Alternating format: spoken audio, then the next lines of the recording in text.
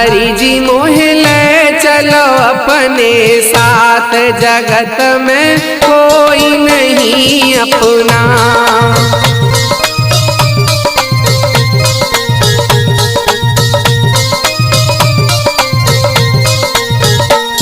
ओ प्रियतम ले चलो अपने साथ, जगत में कोई नहीं अपना।